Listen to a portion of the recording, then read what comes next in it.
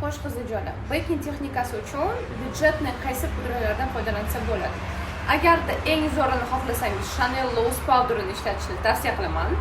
Yoki bo'lmasam, Laura Mercier brendini aynan mana bunaqa raspishli pudrasi bor. Bu ham juda mo'shni hisoblanadi. Shaxsan vizajistlar va make-up trenerlar SSV darslarida shaxsan men o'zim ham, mana o'quvchilarim ham mana shu ikkita mo'shni pudradan foydalanishadi. Chunki bu pudralar yuzda ham yig'ilib qolmaydi, qurt yormaydi va kiyimlarni yog' chiqarmasligi bo'yicha birinchi o'rinda turadi mana shu ikkita pudra, Laura Mercier bilan Chanel Loose Powder.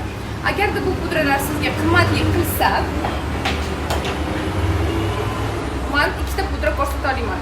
Birinchisi Airspoon Loose Powder, ikkinchisi esa Too Faced brendini Peach Perfect pudrasini tavsiya qilaman. Bular byudjetli hisoblanadi boyagi pudralarga nisbatan. Bemalol shunaqa effekt ola olasiz.